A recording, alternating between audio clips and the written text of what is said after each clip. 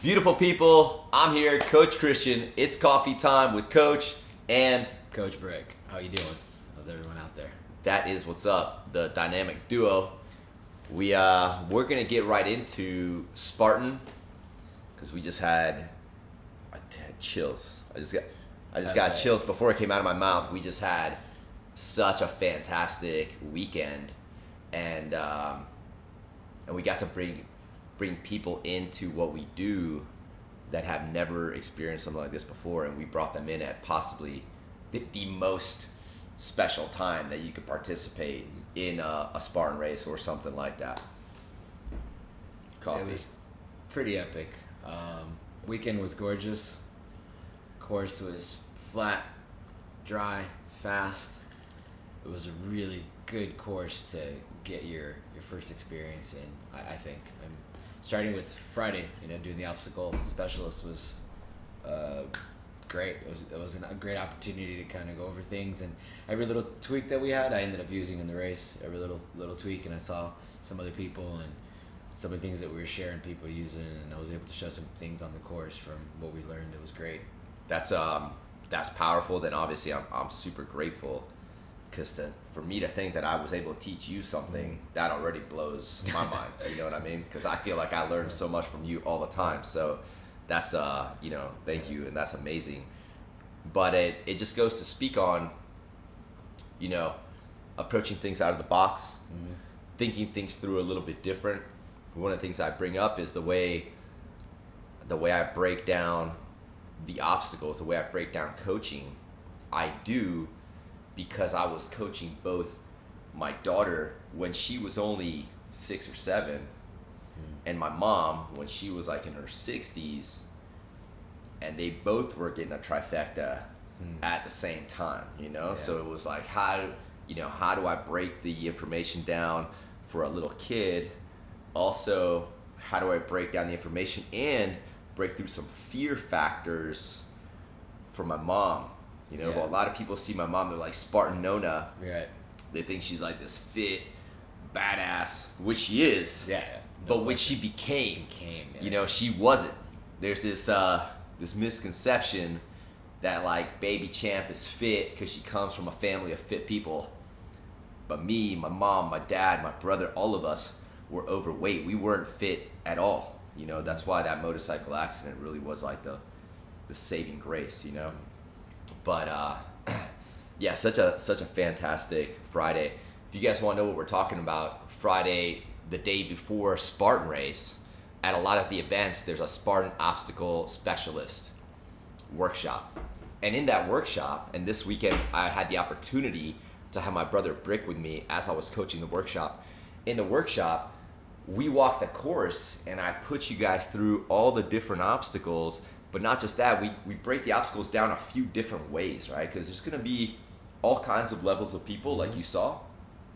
A bunch of people this weekend, it was their first Spartan race ever. They didn't even know what to expect. We had those two brothers, they got to that first hurdle. The guy's like, now what? Yeah, I have to go over this? Can I just go under it? Can I go under it? So but we have that. But then you have like the age group people that I've been running forever, and they're just trying to learn the tips and tricks or the little tweaks, the little strategy that's gonna go from being in the top 10 to being in the top 3. Yeah, I mean that one woman was like, what, she's been doing it 8-9 years? 10 years. 10 years already, man. 10 years. And she podiumed. And she podiumed. First time. Wow. First time. I'm not gonna take any credit for it, but I'm also not gonna say that it definitely was an influence. Wasn't an influence, because it definitely was. I think we also got into the mindset too. We got into the mindset, which is what I think she needed more work on than anything else, because she was physically fit, had done stuff, knew what she was getting into, and the mindset was good, and some race strategy too, right? Yeah, With race the monkey strategy bars. is such a big Monkey deal. bar, she didn't even think about it, And maybe if we hadn't had the conversation, she would have tried the monkey bar. She wasn't proficient on it, hasn't got that down yet, so she took the penalty loop and didn't even bat an eye and felt good about it, as opposed to taking the penalty loop and then still being in your mind, oh, I shouldn't have done, coulda, woulda, shoulda, all that stuff. And You can't be in your mind. If you miss an obstacle, the second you are finished with burpee number 30, you now have to erase that. Done. We're wiping that off the whiteboard. There are more obstacles coming. We need to be in the mindset of that. one of the things I talk about is, there are 10 components of obstacle course racing. If you want to be on the podium, you have to be able to run fast. It's a running game, That's one component. You have to have good grip endurance. And grip endurance is something you can work out every day at home. Pinch gripping books, carrying groceries, you know what I'm saying? Things you can do at home all the time. Taking stairs instead of taking the elevator, and then going to the gym and paying a membership to get on fake stairs. Yeah. You know what I'm saying? Yeah. So we got that running game. We got the, we have to have that grip endurance. Having mobility. A lot of people think that these obstacles, getting through them, is all big muscles. It's not. It's being able to carry momentum, right? So imagine we have like those 3 things that are very much key. The other 7 parts are just mindset. Like it's 7-part mindset, 3 parts the physical stuff you have to know to get through it. But it really is creating that warrior mindset will change the end result. 100%. Because now you're in a different end result mindset. Yes, stoked that she podium. We got our guest, Polly, in the house. Popping in here. Yeah, we talked about that. And but you're talking about the mindset. I had that experience, I think it was in Fayetteville, where I failed the Z-wall, got on the wall too quick, and then got impatient with the person in front of me, and then just was looking ahead and just slipped and fell. I had to do 30 burpees, and then I was just so annoyed, so in my mind. Got up, ran like right through this little opening. Very next obstacle is monkey bars. I'm still thinking about Z-wall. I missed the monkey bars. At this point, my race is out the window right now. Now it's just going to go through for completion, which actually was great because then I was able to be like, okay, well, that's overdone with. I don't have to keep thinking about it anymore. But then the learning process from that was key, right? Yeah. Key, just you gotta let it go. However, is the race really out the window? Do you really know that everybody in front of you hasn't missed 2 obstacles? 100%. Yeah. You're right there. In my mind, it was because at that point I was so frustrated. I kind of like threw the towel in, which was a learning experience. Yeah. Yeah, definitely, because you don't know what's happening in front of you. You don't know what's happening. I keep thinking about that. Yeah. We were at World Championships in Tahoe, and it might have been 2016. And you guys will have to fact check the date, but the finish line for the elite women came down to 1st, 2nd, and 3rd place doing burpees at the same time at the finish line. I have a feeling I remember seeing Beautiful that. People. It's not over. Until it's over. Until you've crossed the finish line. Until it's over. Yeah, you're You know right. what I'm saying? Yeah, absolutely. And talking about Fayetteville, the year, not the year of the Ultra, the year we ran it before, I feel we ran most of it together, age group. Mm-hmm. The last obstacle may have been monkey bars. Is that how it ended? Seems that way. It seems like a... Like we had like rope climb, monkey bars, fire jump.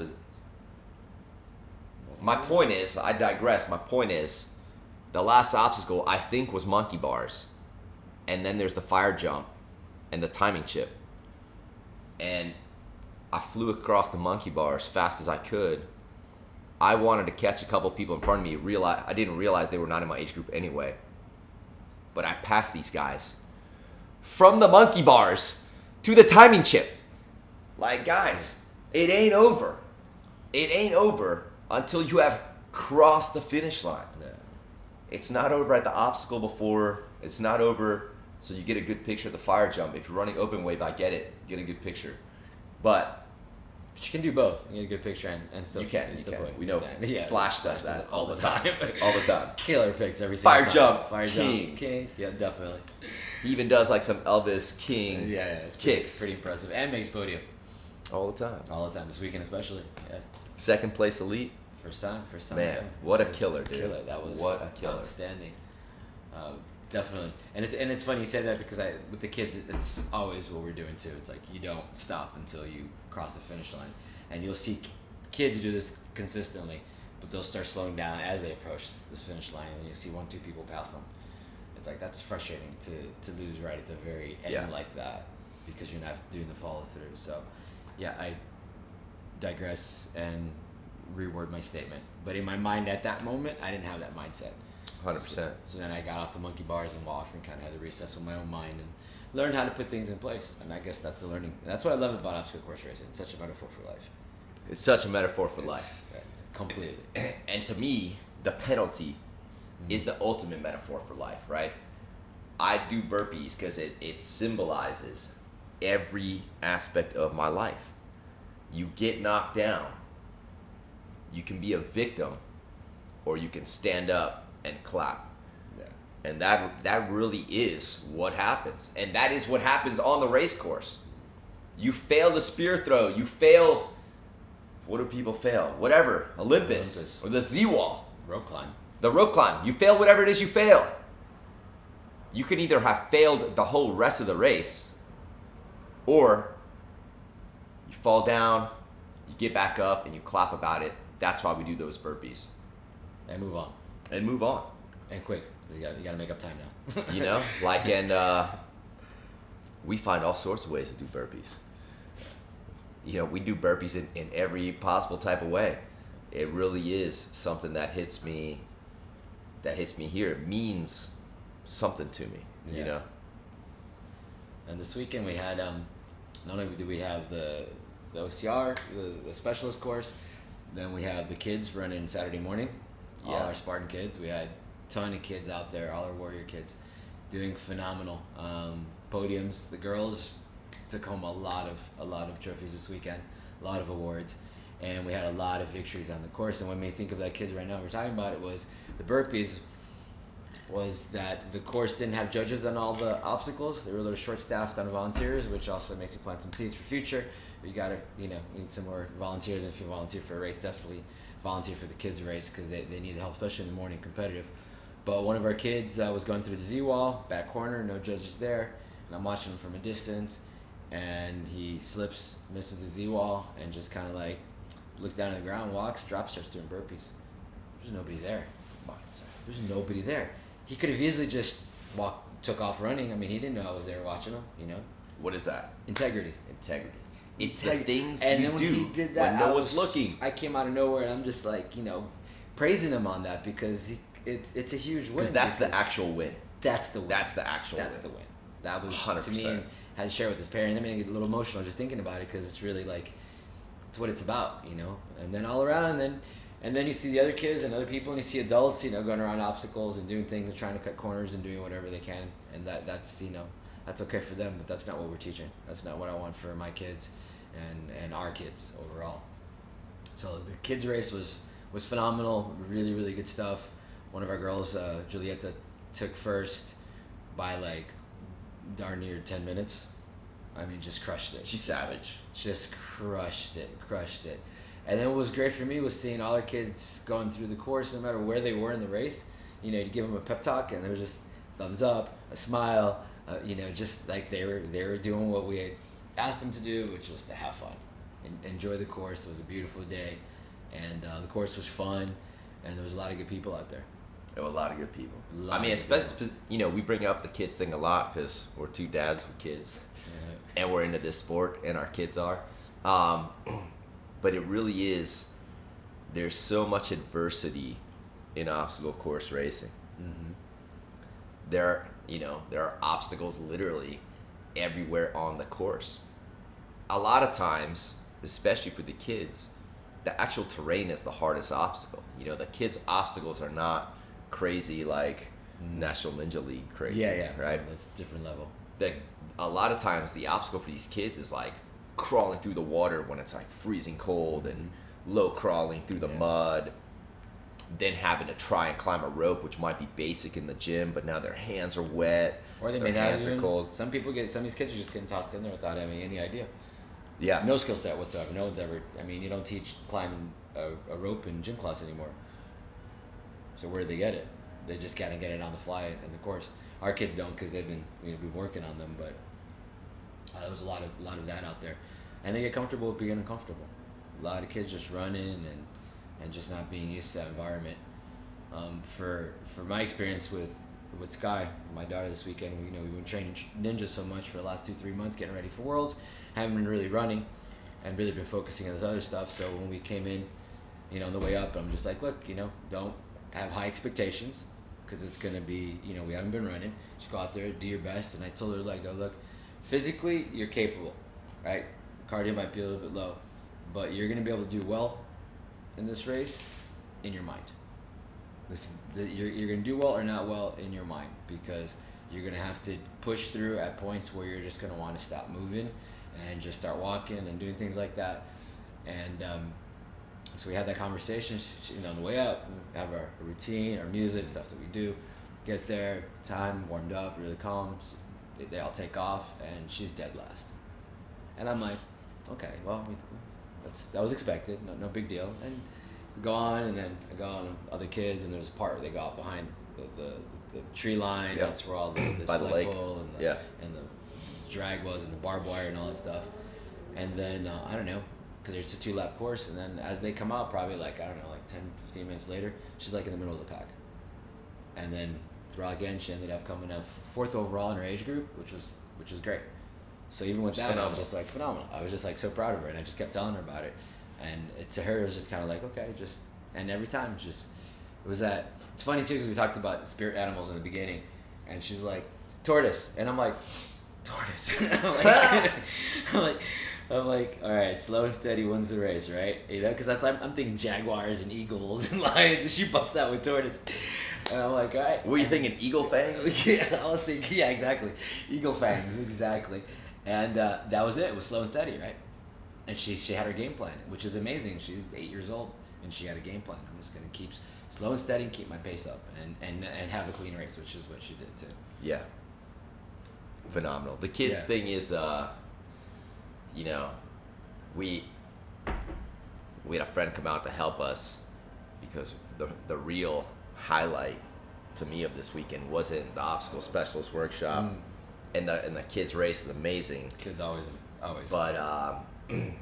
But we get to experience that all the time. Like, we get to race with our kids all the time. We do this obstacle specialist thing all the time. I hope I catch you guys at the next obstacle specialist. You know what I'm saying?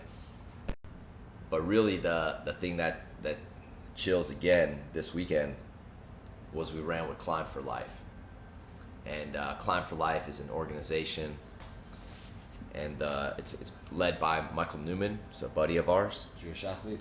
The Jewish athlete on social media. If you guys want to look him up, he's participated in American Ninja Warrior, and he uses obstacle course racing and uses American Ninja Warrior as a platform, so he can, grow the knowledge, bring attention to this all these Orthodox Jewish disabled kids.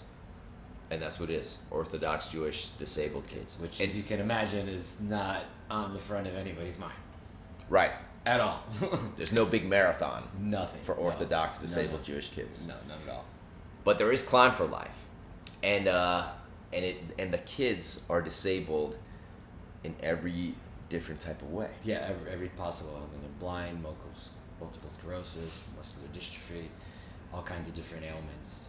And some of them look, externally they look fine, and then some of them are obviously they're in wheelchairs. Yeah. It's like very obvious that they're dealing with some kind of disability, but their minds, they're so fierce. It's inspiring. It is so inspiring, man. Before we didn't get into my man Joe Wolfman, because before Brik got to run with Joe on Sunday, I was at the beach training one of my athletes on Thursday, and now you understand what caught my ear. Yeah, no, I see what they were training for. As I'm training at the beach, I hear this madman screaming, "Faster, faster!" And I'm like, what is going on? And I turn, and out of the corner of my eye is this wheelchair going about 100 miles an hour with Joe Wolfman in it, yelling. And Scruffy. Scruffy pushing as fast. Scruffy's got gas tank, bro. Man, brutal. Like full, so strong. And so strong. Fast, man. So I see these guys training on the beach. They're running full clip. Joe's in the wheelchair. Scruffy's pushing 100 miles an hour. And then about an hour later, we're wrapping up our workout, and these guys are running back up the beach. And I got to say what up, and then obviously we got to run with them this weekend. You want to get into that a little bit? Yeah, well, I didn't realize that they were... Christian had mentioned it to me, but I didn't realize what they were planning. Because usually we head out and we stay together with the pack. And Joe and Scruffy wanted to see what they could do this weekend, and I had run age group in the morning, so my legs were pretty jello, and usually it's a pretty comfortable pace that we move at, and we go through the obstacles, and and some of them can be a little more challenging, trying to figure out how we want to get them across the obstacle, depending on the child or the person's, because Joe's not a child, has their disability, what they can and can't do, and Joe has good amount of movement of his upper arms, especially one of them, and he works a lot at maintaining and growing and getting stronger, and it was evident. I'm going to reach out and hit you up, Joe, 'cause that's one thing I didn't mention to you, was that it was evident how much stronger his upper body's gotten. I know he's been working it, and we're in the corral getting ready, and he's like, we're gonna send it, and I'm like, yeah, we're gonna send it, and that Aru hit, and these guys sent it. Like, they were just like, they getting out, and I'm like telling people to move out of the way, wheelchair, and I'm like, okay, they want to be in the front, and they got to the front, and it was on, that first opening to that first wall, and I'm just like, oh man, what did I get myself into? I'm like, this is not what I was expecting right now, and these guys are doing it, and it was just like that. It was like, come on, do it, and so we're getting through, and it was a big pack, and I'm just like, wheelchair on the left, we're going through, and people are like, what, oh, they move out of the way and stuff, it's pushing, and then the plan usually is we run as a group, because it takes multiple people to get a wheelchair over the obstacles. But then there's something beautiful about not doing that, just right? sending it. He just wants sending it. What he could so do. one of our kids, Brady, is blind, and unfortunately he didn't get to send it this weekend. Yeah. But he did last race, and this was to paint kind of a picture of what Joe got to experience this weekend. When we were at the race, Central Florida, and Brady grabs me, he's like, Coach Christian. And he grabs you. It's so affectionate, because he almost can identify you, but like just by touching you. As soon as he touches you, he's like he can feel your heart or something through your arms. He's like Coach Christian, and I'm like, what's up, buddy? And he's like, I've never been able to run as fast as I can, and we can't even imagine that, because we can try that whenever we want. Any moment. But he can't see anything. So for him to run as fast as he can, he has to have somebody that can run that fast and faster to carry him along, right? To guide him. And at Central Florida, the Flash that we were talking about, the fire jump Flash earlier. Yeah, Ashley Slaughter. Ashley Slaughter. Spartan pilot on social media. Also my flight instructor, my CFI. He was standing there, and I'm like, Ash, my boy Brady wants to run as fast as he can, and you're the fastest guy here. So I'm like, if you could, he's like, well, don't even finish the sentence, 100%. I walk over to Brady, I'm like, the fastest guy here is going to have you run as fast as you can. And these dudes ran full clip at that race. That's awesome. Which is amazing. Yeah. But I do understand Michael wants to keep everybody together. Yeah, absolutely. Yeah. Have a tight group allows us to have more help when we need to have multiple people. Well, what was it? Friday? No, Saturday. We ended up on the course helping wheelchairs over an obstacle. At the very end. That didn't even have anything to do with us, right? We were just the right place, at the right place at the right time. It was epic. And there's something so amazing at those moments, especially when there's the congregation of people and you see spectators, and a lot of times they're in their own reasons for not coming or not racing, or they're coming to support a family member or son, dog, whatever it is, and they see that happening. It's just kind of like whatever excuse they possibly had in their mind, for the most part, because I mean there are legitimate things out there, obviously, kind of falls apart. It falls apart big time. You got these kids coming up and over, and I get it. I mean, there's just it was epic. And we talked about it to Joe at the end, really briefly about that. And part of the reason too, I think Michael wanted them all together is because Joe's such an inspiration. Because he's fearless. I mean, he does jiu-jitsu, he races bike, he pedals up here his bikes because he doesn't have much use of his legs, and he's a tremendous inspiration. And man, this weekend was like epic. I mean, there was some that backstretch going to the Hercules hoist. Yeah. Again, full on send. Full on. Just like passing people at like clip, like at such a pace, you know, and then hitting that, and then having them hold on to the hoist and just having them drop it down. And then like holding it and having them reset, and then having them reset it again, and just having them like we got work Ari, it, man. We got Ari doing the hoist. Yeah. We pulled Ari's wheelchair all the way up. It was brilliant, man. It was such a good experience. We always need help doing this. So if you guys ever want to reach out and push a wheelchair with us at a race, we 100% we're down to have that experience with you, to have you guys be a part of that experience with us. So we're putting together a group of people so we can help these kids accomplish this amazing huge achievement that a lot of, like we say, fully healthy people will not take the challenge, right? Think that they can't or won't. And so I invite an old friend that I haven't really connected with in more than a decade, and he's going through his own life change. And over the last week, I've gone through every type of text message of him trying to back out of that bitch voice. You know what I'm saying? Yeah. And that bitch voice is so powerful. You know what I'm saying, beautiful people? It really is like those cartoons where you have like the little angel and the devil, So yeah, Andy Freesteller from 75 Hard calls it the bitch voice and the boss voice, in case you don't get the reference. So the bitch voice is definitely in full effect often. Oh, often. Yeah. This guy's coming up with every excuse not to show up. And I'm like, listen, man. I'm like, you're doing this with me. You have no excuse. It's minutes from your house. In his case, like we had to drive an hour to get there. He had to move like an exit down the highway, right? Oh, he's legitimately right there. He's right there. He's right there. Yeah. I'm like, it's minutes from your house. I'm like, we're gonna do this. I sent him a bunch of tutorial videos. He writes me back. He's like, I can't even do a pull-up. I can't do any of the stuff in those videos. I'm like, it doesn't matter. I'm like, I'm just giving you perspective of what's gonna be on the course.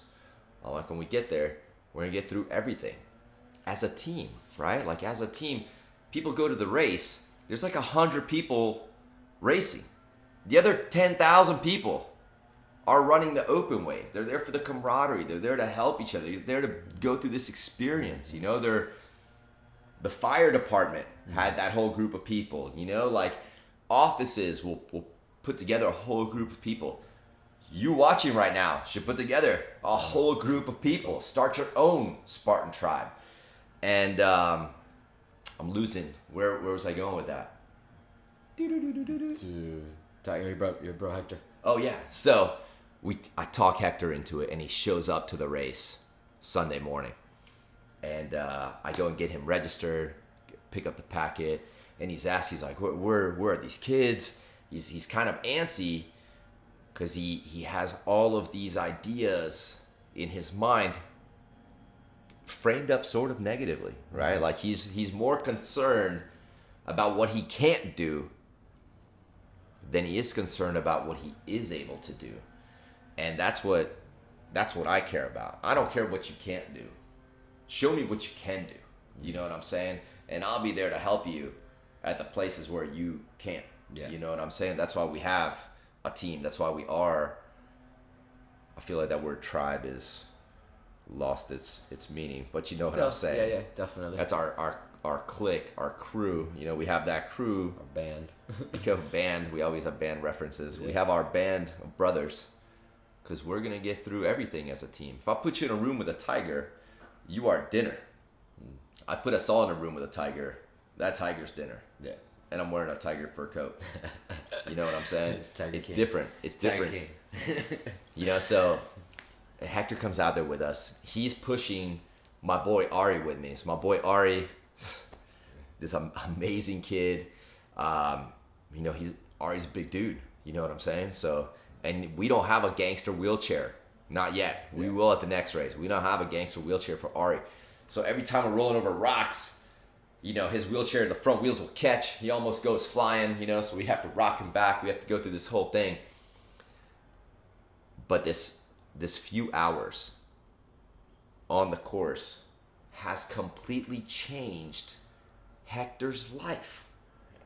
He cannot stop talking about it. I mean, I was the same way the first time. He's signing up to other races right now as we're talking. Climb4Life was epic. Yeah, a very, very, very, very epic experience. And if you're not local, if you're watching this and you're in a completely different state, it's not just Climb4Life. Because when we're at the races, the people we helped Saturday was Special Compass.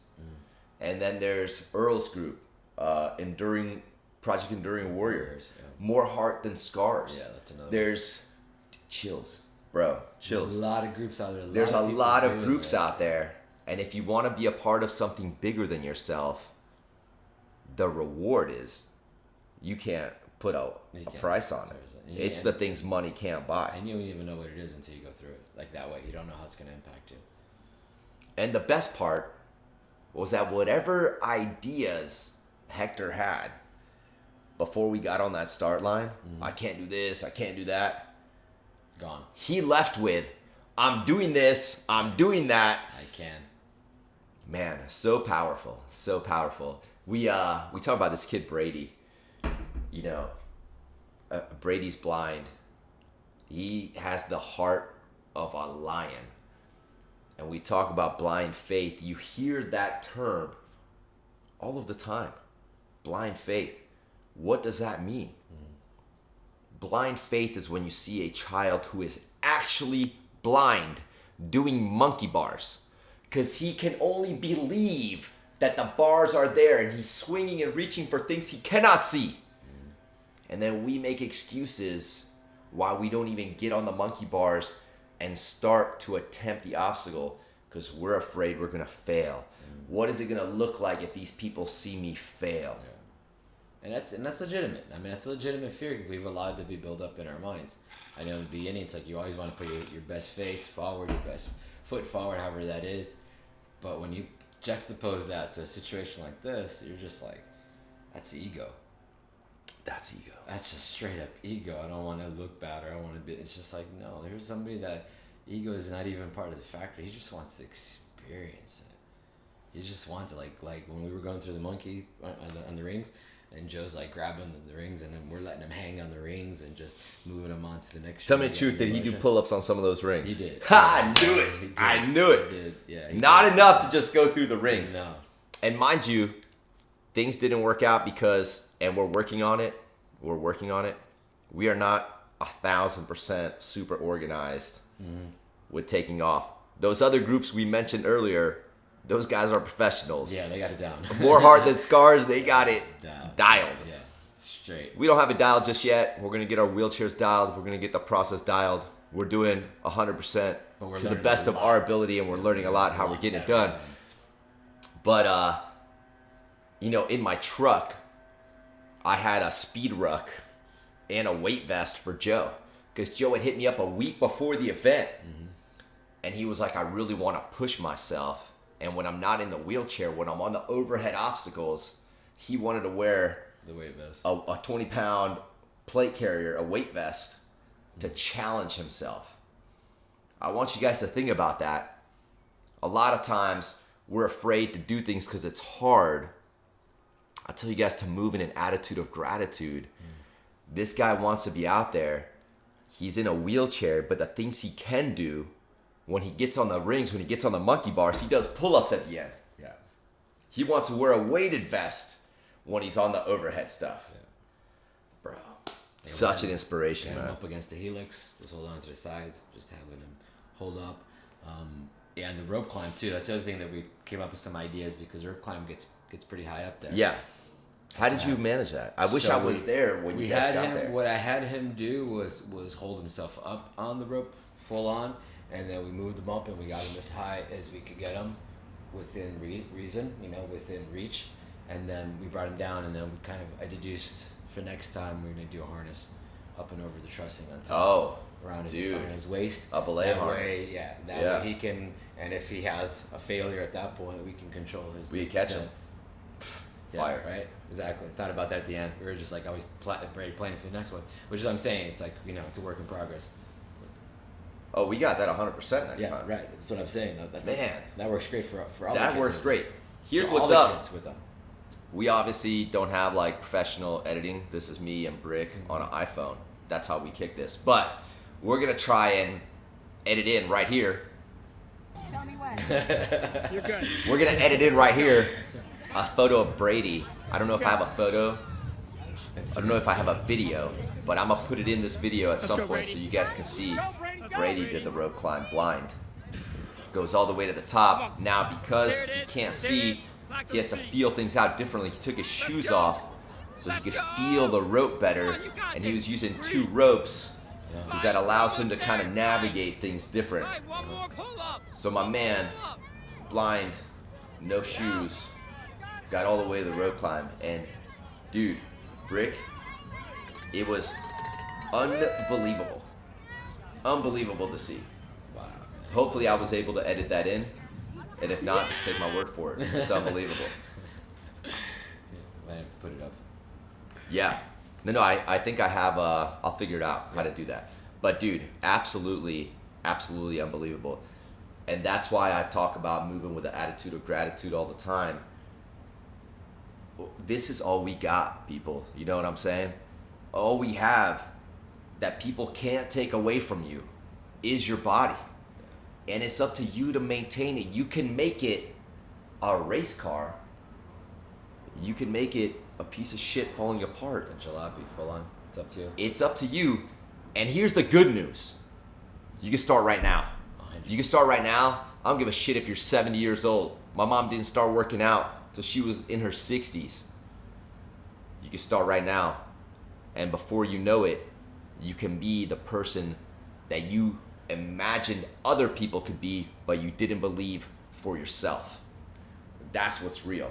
The problem is, people will start working out, and then in a couple months, they don't look like a person on Instagram, and then they quit.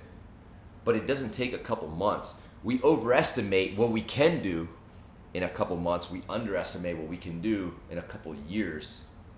And that's really the game. The game is consistency. It's a lifetime. This isn't for looking a certain way. It's about being able to be healthy. Like I have visions of myself being 90 and being able to go hiking.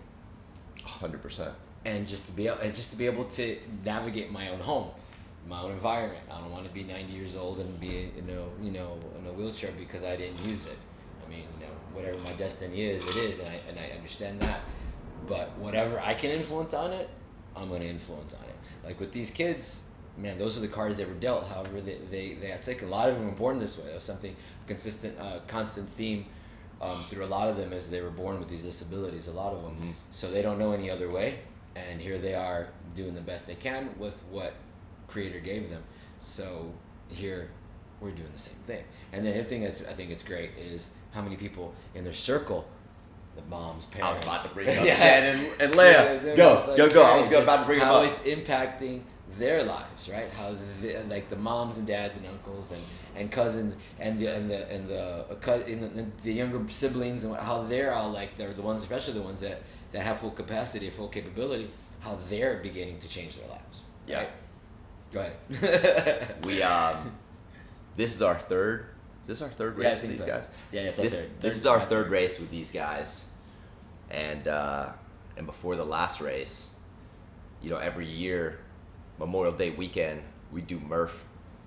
We do that in honor of Lieutenant Michael Murphy, who gave up his life to save his fellow soldiers, and what Murph consists of is a 1 mile run, 100 pull-ups, 200 push-ups, 300 air squats, and a 1 mile run. Coincidentally, we do that every Wednesday, but it is a big thing that happens on Memorial Day weekend. Every Monday, Memorial Day weekend. With 20 pound load. With a 20-pound vest. Yeah, 20-pound vest, mile run, 100, 200, 300, mile run, high fives, eat barbecue. That's America. That's what we do. That's the RX version. So there are variations of that. We get into that. There are variations. Yeah. We mix it up. We have fun with it. But I invited everybody from Climb4Life to do Murph with us last Memorial Day weekend. And in my mind, I knew it's an intimidating thing it's intimidating to walk into the gym. People have gym intimidation, right? Especially if you're way overweight, especially if you're obese, right? It's intimidating, and it's more intimidating if you're obese, and it's more intimidating if you're obese and you're a woman and you're Orthodox. Yeah. We're bringing up every reason To not do it. to not show up. And Jen shows up. And she was like, hey, do you remember me? I'm from Climb4Life. I'm like, yeah, we're doing Murph. Let's do this thing. I don't know if I can do it. All good. I remember this, yeah. You can do it. Uh-huh. We got a tribe of people here. We'll get through it. And sure enough, a group of women from our group got with her, and they got through their reps. And it took a very long time. And Jen gets through Murph. But it doesn't end there. Because I was so inspired. She showed up. I was like, you can now work out here for free. Which is why my gym went out of business. Because I did that a lot. However, FMA wasn't about Focus Movement Academy. Yeah. It was for mi amigos. That's what FMA is. We changed lives. You can't put a fucking dollar sign on that. That was the success. Anyway, I digress. She shows up. And she starts showing up every single day. And she shows 3 up. times a week? Like solid 2 to 3 times a week? Yeah, solid few days a week. Yeah. She starts showing up, and when I'm telling Mind you she's guys, a mom and you know, wife and she's a mom and she's a wife, and one of her kids has special needs. Yeah. Like, she's in the hospital a lot with her child. You know what I'm saying? And one of the things I told her, I'm like, Jen, you have to be strong for your kid. You gotta show her that you are the warrior. You know what I'm saying? Because we expect that of her. We expect her to be in the fight when she's in that hospital. You gotta show me that fight right now. You gotta show me that fight every single day. So when your kids see you, that's what they see. They see the fighter that you are, right? And when she walks into the gym, she couldn't do a step up, even if we put the boxes at the gym are 20, 24, 30. She couldn't do a 20-inch step up, but we had a step to get into the gym, right? To get in the gym is like 10 inches higher than the asphalt in the back. And that was her step ups. And she would have to hold the wall. And she couldn't do lunges. So she would hold the trussing to do lunges. And man, wouldn't you know it, that before we knew it, she was doing lunges, and then step ups, and now squats became weighted squats. And before we knew it, she was going across all of the rings. The rings are epic. At FMA. Mind you, the rings at a Spartan race are half the distance of the rings at FMA. She was doing double that distance that you see at the race. Now she's doing those rings. Man, if that's not amazing. Her whole life changed by her stepping up to that challenge. And the people around her started to change because they started to see what is possible. Being The inspiration. Like An she example, which she you is will leading do by it. example. She is changing the people around her. The people around her now see what's possible. That's what I want to show you people. I am what's possible. And I don't say that from the guy you're looking at right now. I say that because I'm the same fucking guy that was 300 pounds, that lived on a fucking couch, that ate ice cream and cereal. The thing is, when I was 300 pounds, I didn't think it was possible. I wasn't doing the work because I didn't think I could achieve where I'm at right now. And if that's what you thought, that was the case, right? And that was the case. It is if you think you can or you think you can't. You're right in both cases. So the mindset here is to shift it. You think you can. You think you can, and then you can't. And mind you, it doesn't happen overnight. Like, people come to medicine ceremonies, or talking about, it'll be a topic for a whole other podcast. And they think they'll come to an ayahuasca ceremony or peyote ceremony, sit once, and life, all the problems are fixed in life. No, you get the insight, the direction to start doing the work. To start doing the work. Then you start the work, and then your life starts changing.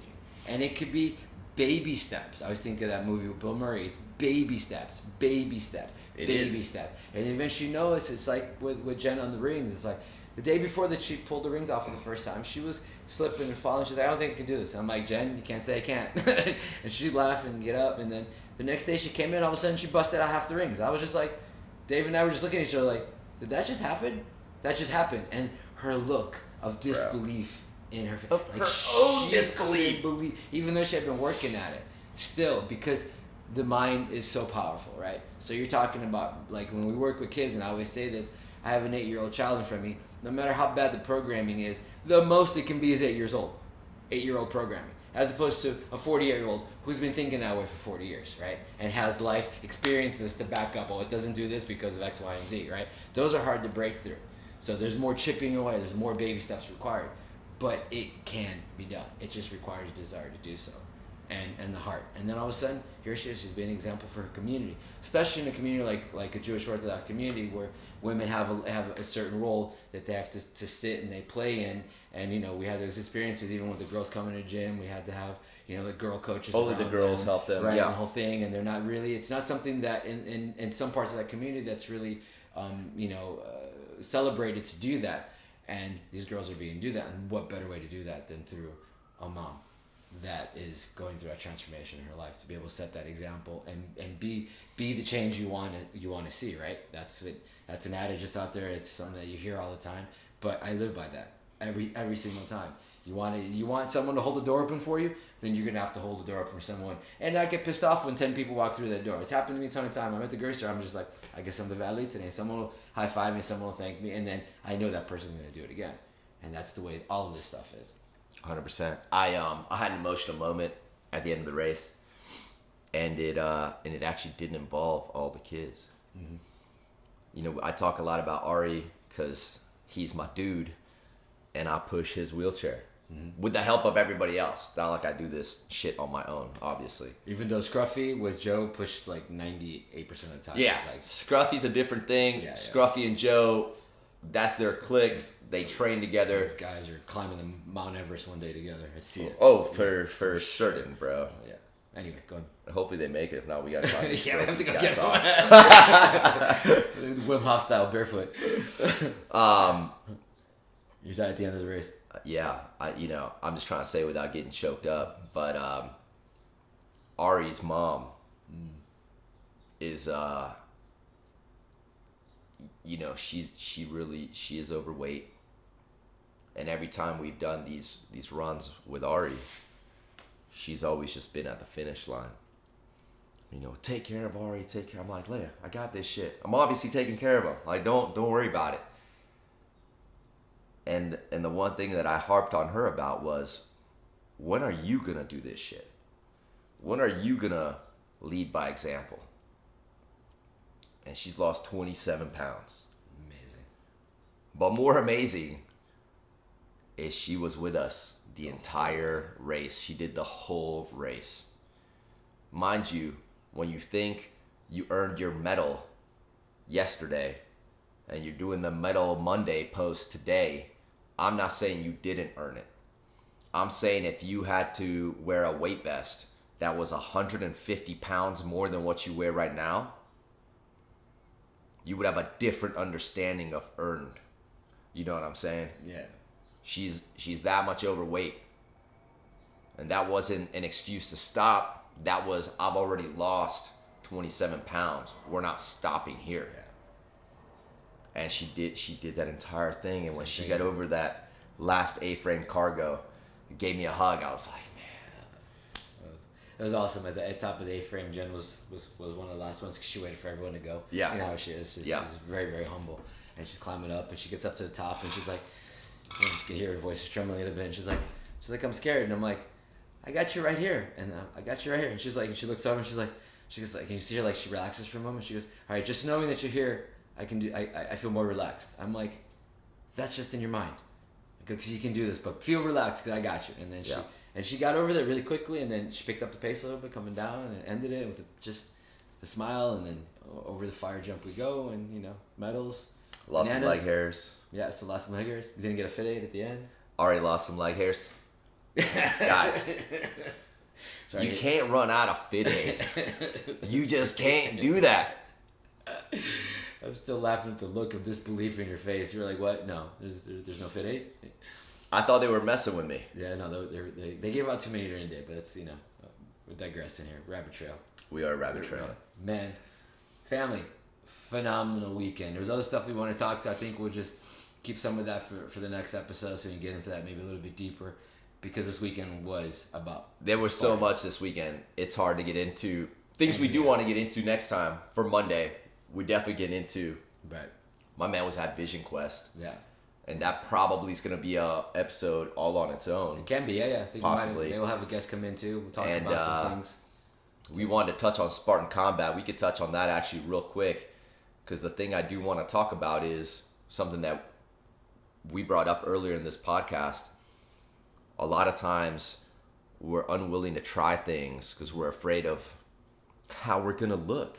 Yeah, looking silly. Looking silly. We're failing. We're failing in front of people. Mm-hmm. Ego. And it is that ego. Ego. You know what I'm saying? And a few weeks ago, I went to Spartan Combat. In Jacksonville, Florida. I had never seen... I knew what wrestling was, obviously. I had never seen wrestling in real life. I knew kids at my high school that were big into wrestling, but I was... And we're not talking WWF. Not WWF. Yeah, we're talking about Greco, Roman, folk style, and freestyle wrestling, like the actual college disciplines of wrestling. And I go to this event. I'm intrigued because I'm intrigued by fight sports. I'm intrigued by battle. I like to tussle with my jiu-jitsu friends when I have an opportunity to do that, you know what I mean?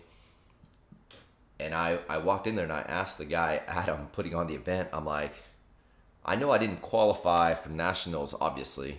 I've never seen wrestling before today. I'm like, but if you can find a way to let me enter, I'm like, I would love to experience this.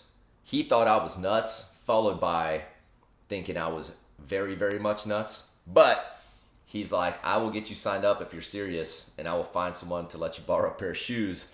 So I borrowed a pair of size 11 wrestling shoes. I went over to Spartan Combat Apparel. Those guys make awesome gear. They might have more cool gear than Spartan Race Apparel. Especially this last race. The Spartan Combat stuff might be more cool than the Spartan Race stuff. Anyway, I digress on that also. But I went over there, I bought a singlet.